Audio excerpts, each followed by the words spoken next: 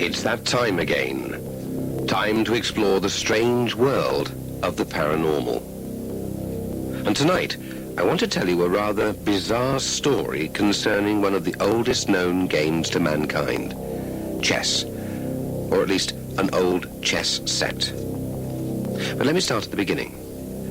Now, chess, as I've just said, is one of the oldest games known to mankind.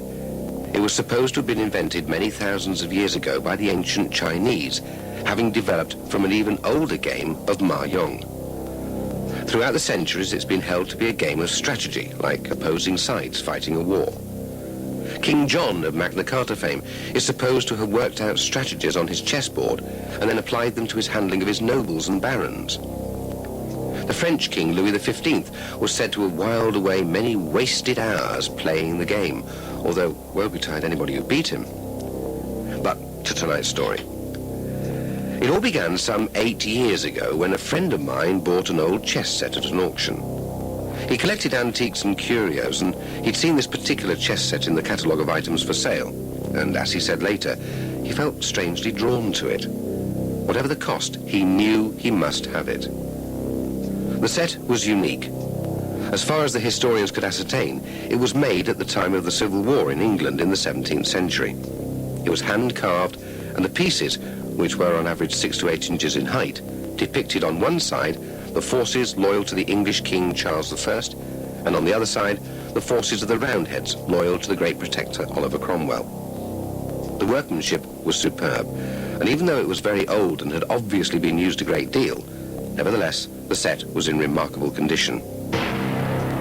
Anyway, as luck would have it, my friend was successful in making the highest bid for it. It cost him a huge amount of money, and it wasn't until afterwards that he realized that he'd probably paid well over the odds for it. But he felt a strange satisfaction at owning the chess set. Somehow, it was as if he was meant to have it. So he took it home and put it in a glass cabinet, antique of course, where it had pride of place in his sitting room. It was a constant source of discussion and admiration. I remember the first time I saw it, I was stunned by the workmanship. It was so exquisite. Although, for no accountable reason, I was reluctant to touch it. There was almost an air about it which said, "Do not handle." Well, one particular night, my friend held a small dinner party, and after the meal, he decided that he'd like to christen his cherished chess set. One of his guests was an expert at the game, so he challenged him to a match. The guest readily agreed, and was stunned when my friend took the Cromwell chess set from the glass cabinet and set it on the table. All of a sudden, it seemed to dominate the room. Everything around it paled into insignificance against this superb example of the craftsman's art. Now, convention usually demands that one player will choose what color he will play, black or white, by picking a piece from the hand of his opponent whilst it's behind his back. But my friend would have none of this. He almost demanded that he played the side which depicted Cromwell's army. Despite this flaunting of convention, the guest accepted the decision and the game got underway.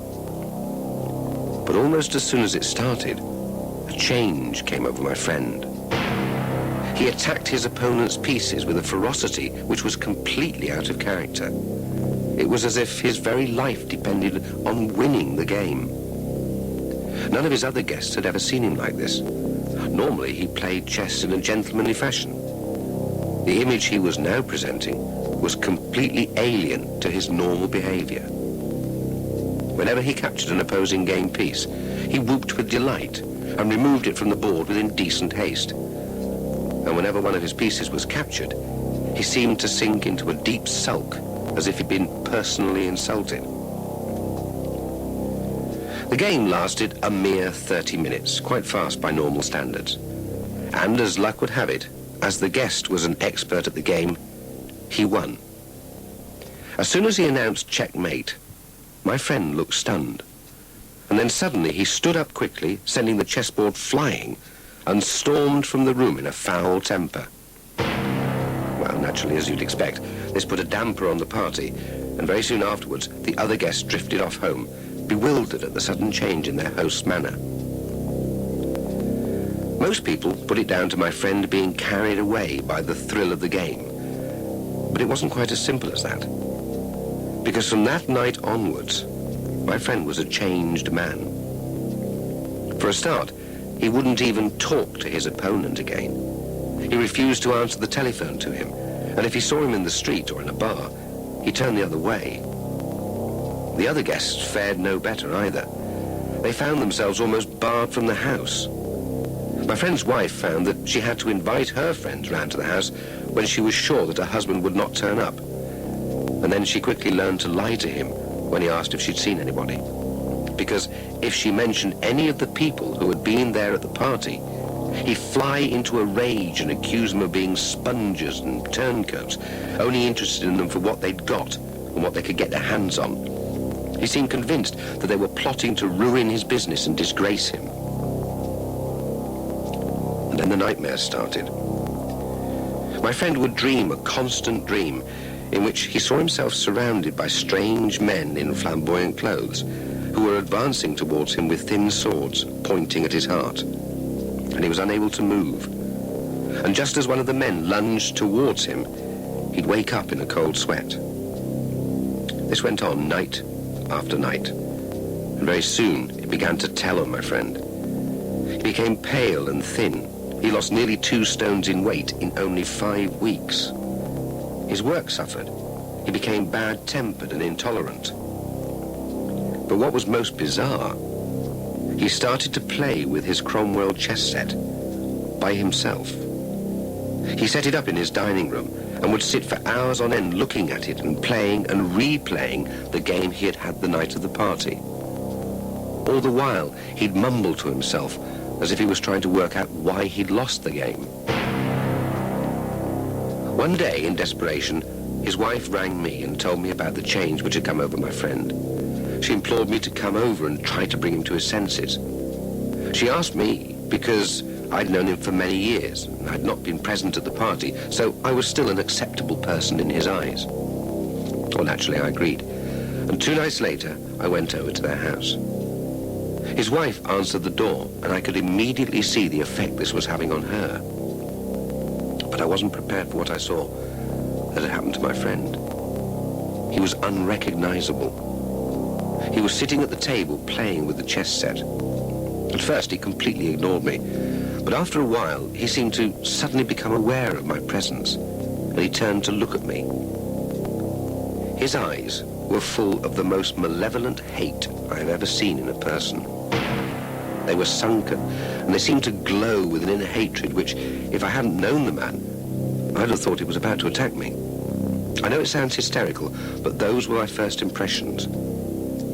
I tried to engage him in conversation, but he just stared at me with his baleful eyes. I then made reference to the chess set and reached out to take a piece. At this, he sort of hissed at me, but I knew that this was not the man who was my friend. And as soon as I picked up one of the chess pieces, I had the strangest sensation. I felt my whole body tense up. I became very uncertain of myself.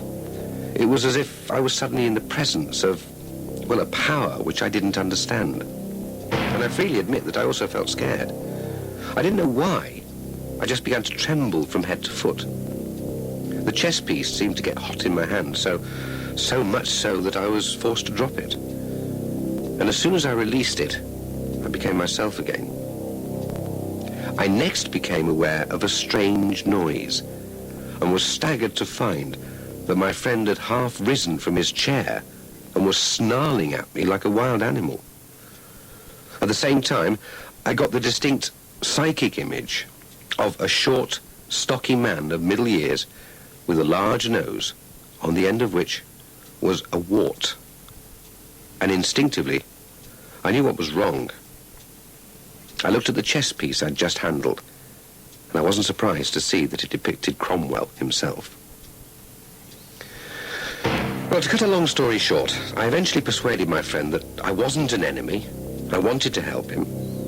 And he told me then of his nightmares and the unshakable fear which gripped him constantly that he was surrounded by enemies out for his blood. He didn't know why he felt this way. He just knew that everyone wished him ill. I was convinced that the answer to my friend's strange behavior lay with the chess set. So I set about trying to trace its history.